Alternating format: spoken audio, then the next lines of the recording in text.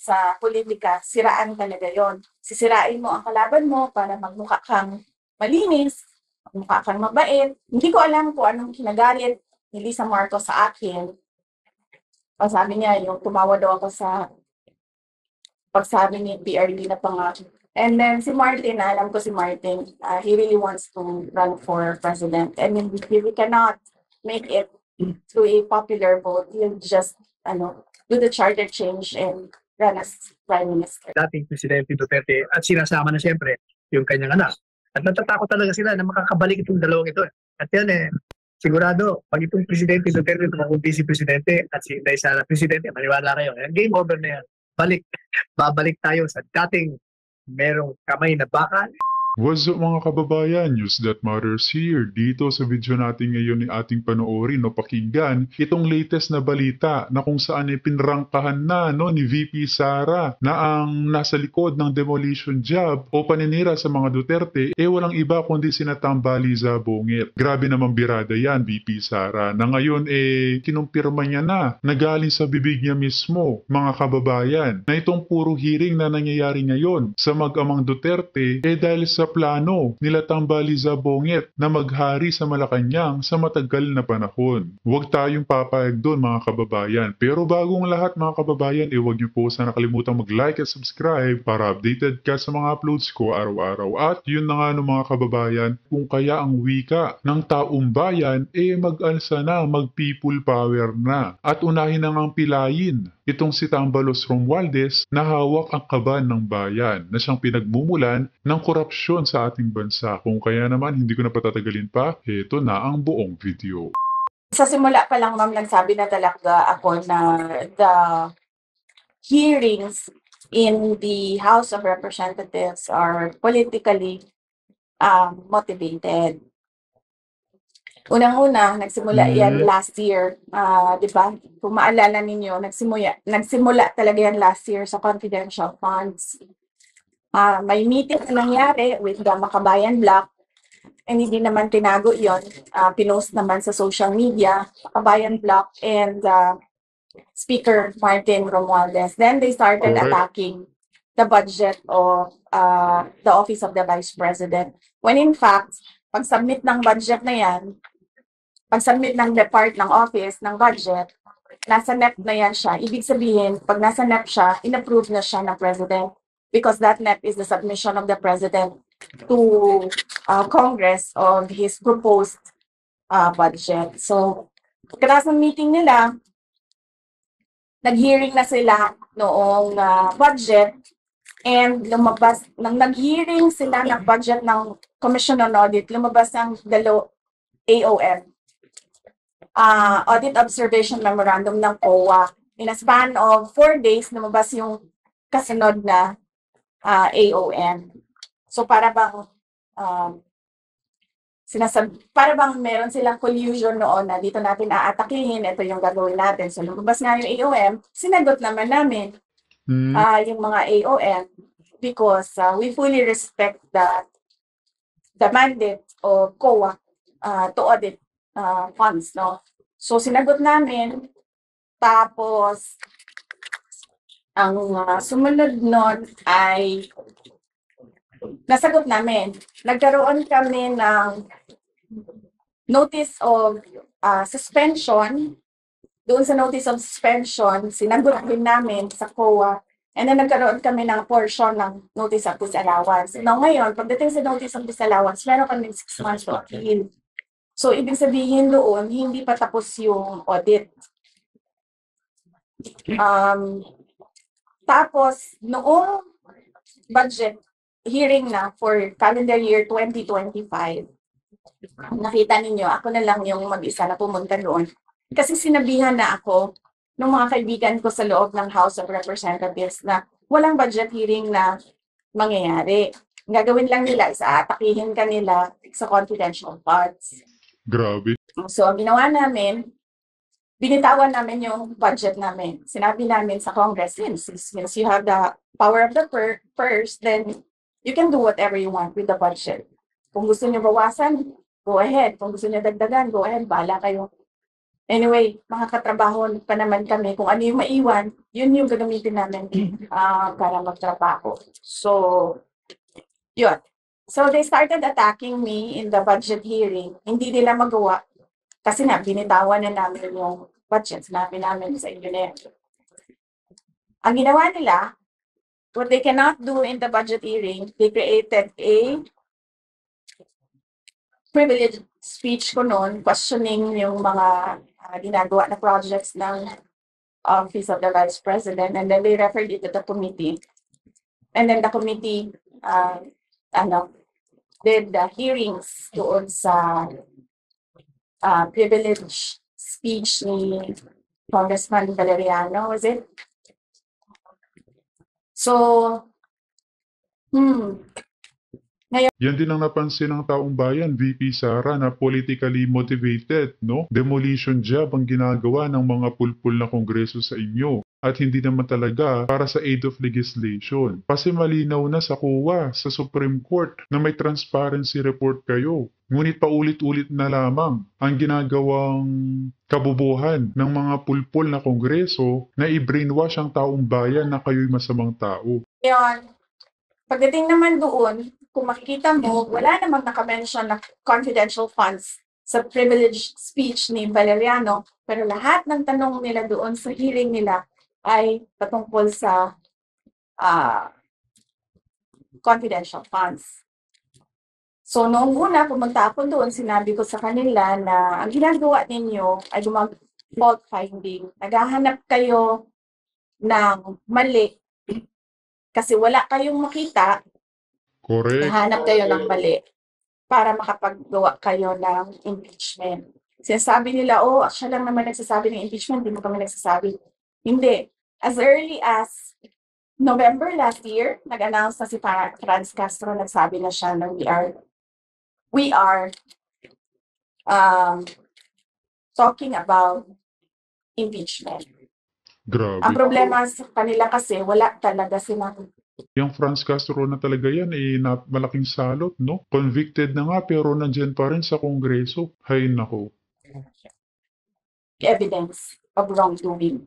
That is why pinipilit talaga nila na maghanap ng katiwalian, kumbaga, dyan sa mga hearings nila na hanggang ngayon, hindi pa rin nila nakukuha.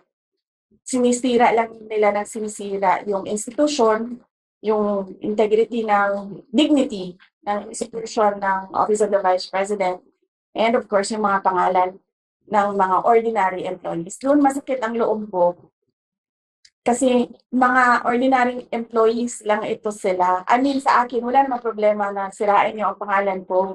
Kasi nung pumasok ako sa politika, expected naman na talaga yun na, diba? Sa politika, siraan talaga yon. Sisirain mo ang kalaban mo para magmukha kang malinis, magmukha kang mabait. Ganun ang usual na strategy ng mga politicians. So, walang problema sa akin. Ang problema ko, at yun yung kinakasama talaga ng loob ko, ay nadadama yung mga tao na wala namang ginawa, kundi nagtrabaho lang doon sa Office of the Vice President. So, yes, it's politically motivated, ma'am. Kasi,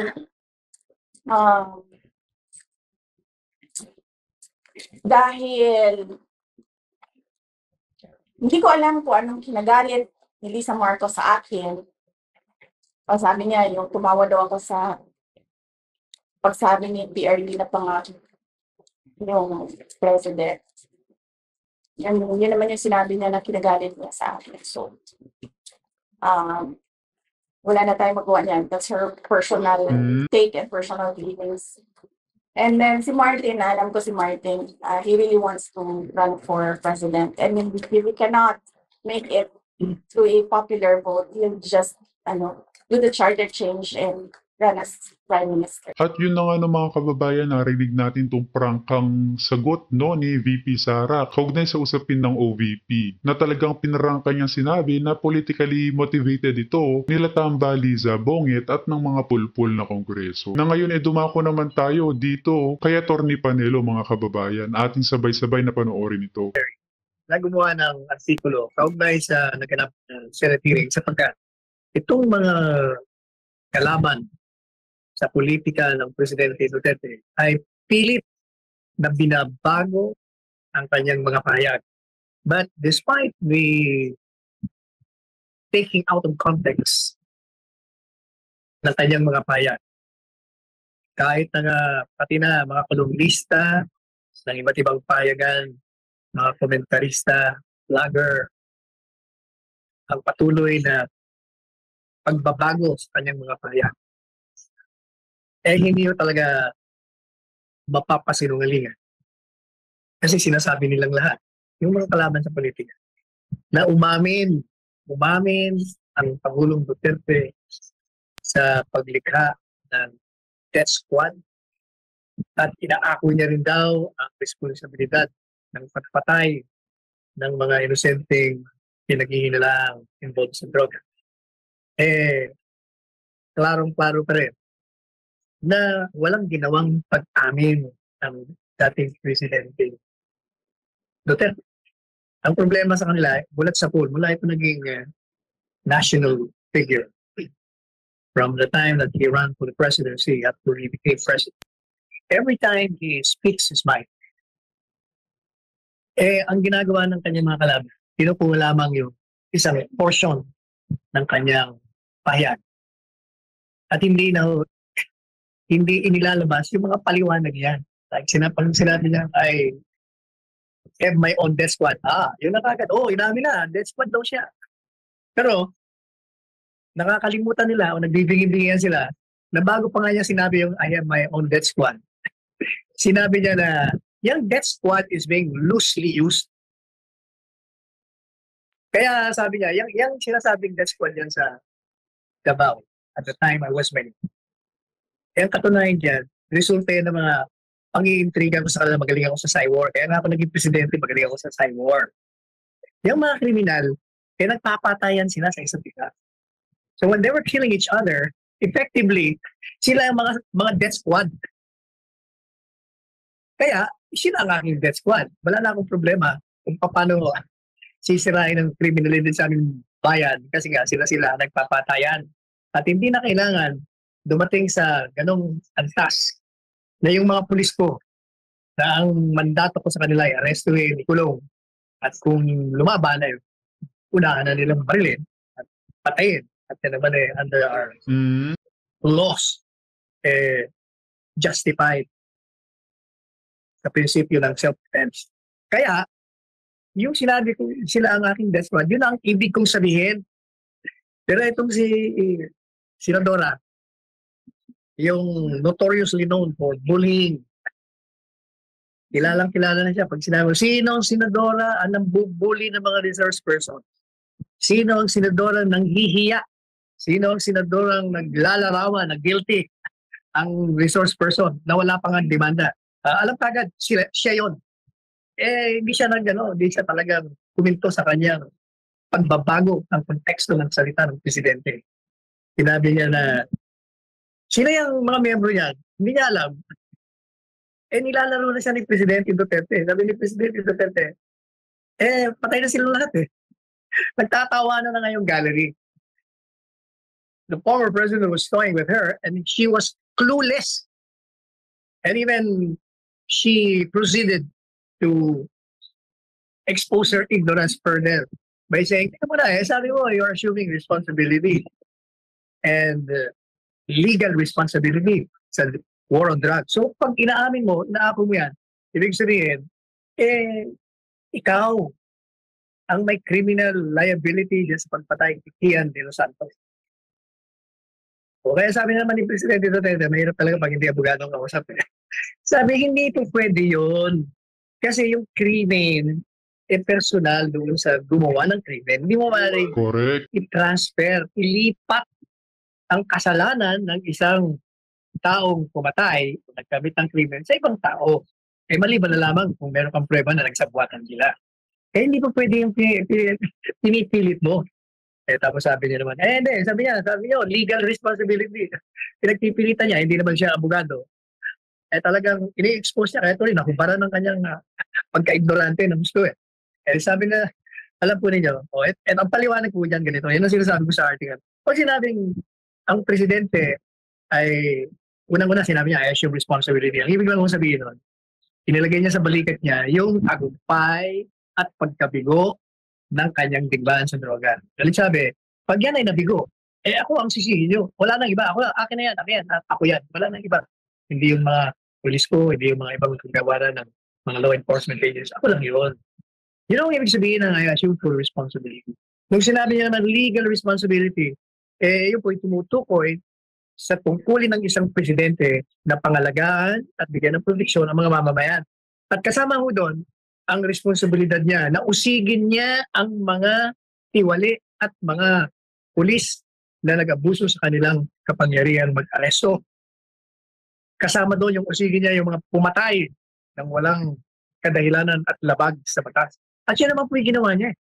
Ginawa niya yan sa mga pulis. Dinimanda niya. Di ba na-convict ka? 3 pulis ang na-convict sa pagkapaslap. O yan ang tinatawag na responsibilidad. O yan ang pinapaliwanag ko sa artikulo para hindi ho na loloko, napapaniwala yung mga hindi masyadong nakakaintindi ng mga pahayag ni Presidente Duterte. Ang katotohanan niyan, the reason they're doing this, para talaga sirain, gipain ang dating Presidente Duterte at sinasama na siyempre yung kanyang anak. At natatakot talaga sila na makakabalik itong dalawang ito. At yan sigurado, pag itong Presidente Duterte, itong Vice Presidente at si Inday Sara Presidente, maniwala kayo, game over na yan. Babalik tayo sa dating merong kamay na bakal at mapayapa at maunlad ang ating bansa. Kaya nga, Atty. Panelo, yan din ang wika ng taong bayan, no? Na sana mabalik tong kamay na bakal na ginawa noon ni Duterte. Sapagkat ang nangyayari ngayon hindi na biro. At sa last quarter ng taong ito, tumaas pa nga ang porsyento ng karahasan na nangyayari ngayon. Alright, Atty. Sal. Alam mo, Atty. Sal, since we're talking and discussing ngayon sa issue nga doon sa ICC and of course at Quadcom, ito naman ipahayag yung Quadcom na handa naman lang sagutin ang gastos ni former President Rodrigo Duterte para makadalo ito sa isinasagawa nilang investigasyon. Do you think papayag si former President sa mungkahi ng Quadcom? Gaya na unang aking sinabi, bago pa nagdesisyon ng Presidente Duterte na hindi pumunta, marami na akong pahayag dyan sa media, sa programa natin, dito sa TikTok. Sinabi ko, kasi pag tinatanong ako, will you advise? Una, you don't have to advise him. Pangalawa, kung akong tatanungin nyo, hindi na siya dapat pumunta sa Quad Committee. Bakit kanyo? Number 1, lahat ng mga katanungan sa kanya ay sinagot niya na. Lahat ng bagay kaugnay sa war on drugs, ipinahayag niya na. So, ano pang pwedeng itanong? Bakit pa siya pupunta ron? So, kaya sabi ko, it's a useless undertaking. Useless and waste of time and money. Sa party niya, retirement funds lang inaasahan niya. Gastos siya ng gastos. Palagi siyang may grupo pag dumarating. Kasi nga, Presidente is entitled under the law for staff and protection. So, gastos niya rin yun. Hindi naman gastos ng gobyerno yun. At the same time, waste of time and money rin sa Quad Committee. Kasi nga, wala na silang pwedeng itanong pa na hindi niya na nasagot. Anong ibig sabihin? Simple lang, bakit gusto nila papuntahin? Kasi nga, gagamitin nila ito para sa kanilang grandstanding, sa kanilang pagpapampel. Susubukan nilang hiyain ng Presidente ron sa Duterte para sila bida. But at the same time, sinabi ko po, kung talagang sa tingin nyo, kasi di ba, mga pahayag nila, sinasabi na nila, nasa likod siya ng extrajudicial killing. O i-demanda nyo, ilang beses na natin sinasabi, pati si Presidente Duterte, noon pa, mayor pa siya, hinahamon niya na. I-demanda nyo kung totoo yung mga sinasabi nyo. Di ba? Wala naman nangyari. Si Lima, naging commissioner, naging Secretary of Justice, walang tinay. Palagi, bakit naman magpapal? Paano mo puprobahan kung totoo yung mga sinungalingan mo? Wala talaga Yun ang katotohanan dyan. Kaya hindi talaga dapat na pumunta si Presidente Duterte. Yung sinasabi nila, kaming bahala, we'll spend. O di lalo na, di doble gastos. Inastusan mo na yung grupo niya, gagastusan mo pa yung mga staff committee. O di lalong naglulustay ka ng pera ng bayan sa walang kasaysayan, katuturan na pagdidinig. And Atty. Sal, usapan pa rin ng ICC. May report ang Manila Times na may sources ito, nagsasabing nandito na daw mga investigators ng International Criminal Court. Since October pa daw, Atty. Sal, bahagi po daw ito ng kanilang sinasagawang investigasyon kaugnay sa Philippine Drug War. Ang ayon sa source na nakuha ng Manila Times, ang presensya po ng mga investigador dito ay hindi po officially confirm ng ICC o maging ng mga ng gobyerno ng Pilipinas. Among those prominent members ng investigating team na nandito ngayon sa Pilipinas ay si ICC Senior Investigator William Rosato and Glenn Cala. So dumating doon noong October 19 si Rosato, habang the next day naman ay dumating si Cala. With the presence of the ICC dito sa loob ng Pilipinas, hindi man kinukumpirma ng ICC at ng Philippine official, do you think Attorney Sal coordinate ba o nagkakaroon ng cooperation silently or without the knowledge of the Filipino people ang pamahalaan ng Pilipinas with the ICC team? Alam po niyo yung impormasyon na sa ICC, matagal na nakarating sa akin yan. May nag-text na sa akin yan, yung mga pangalan na yan, lumabas na. Hindi ko pinapatulan kasi sabi ko, unang-una, walang validation ang ICC na talagang mga tao nila yan. Pangalawa, kahit na may validation, ay ano naman kung nandito sila. Hindi ba sinasabi ni Presidente Marcos Sr., wala kayong pakialam sa amin. Ang aming bansa ay malaya at may sariling sistema legal. Hindi kami lilitis, mag-aaresto ng isang Pilipino para ibigay sa inyo o kayo ang maglitis at magkulong sa aming mga kababayan. Meron kaming sariling sistema legal. Kaya kami ang lilitis, magkukulong dyan. Madalit sabi, yung ICC, I have been saying, it's a nonsense and useless entity. Hindi nyo ba napapansin? Nag-i-issue ko ng warrant of arrest. Yan si Putin. Dalawang taon na yung warrant of arrest nila. Walang nangyayari. Kasi wala naman silang kapangyarihan. They rely on the member states. Pag hindi nag-cooperate, ano mangyayari sa kanila? At saka isa pa, mas mahalaga yung palagi natin sinasabi, na pag ikaw ay nag-cooperate sa isang foreign entity na hindi naman tayo miyembro at ibibigay natin ang ating sovereignty. Bakit ibibigay ang sovereignty? Kasi may sarili tayong legal system. Malaya tayo, hindi tayo pinapakilman. Pag ibinigay mo yan, yung presidente ng bansa, pag yan ang maging policy niya o patakaran, then he will be violating the Constitution. Bakit kanyo? Sapagkat ang kanyang pangunahing tungkulin ay bigyan ng proteksyon ang bansa at pagsilbihan ito. Paano mo pagsisilbihan at bibigyan ng proteksyon? Kung ikaw mismo ay isinusuko mo ang kapangyarihan, ang kasarilan ng bansa. O hindi po ba? Yan ay pagtalikod at paglabag at pagsira sa pagtitiwala ng bayan na ibinigay sa iyo. It's a betrayal of the public trust, which is an impeachable ground under the Constitution. Hindi maaaring gawin ni Presidente Marcos Jr. yan. Siya ang masisira niya.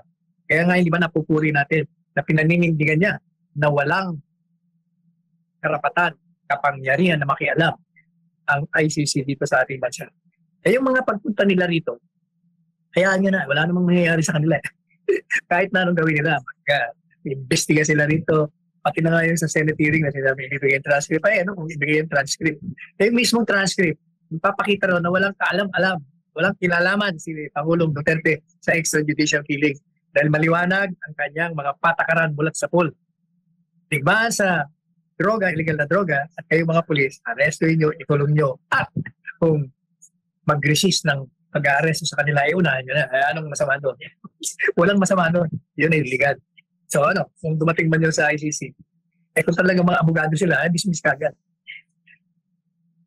Alam mo, Atty. Sal, meron pa dito, Atty. Sal, doon pa rin sa issue ng ICC. Kasi At yun na nga mga kababayan, narinig natin si Atty. Panelo patungkol dito sa patuloy na panggigipit na ginagawa nila sa mag-amang Duterte.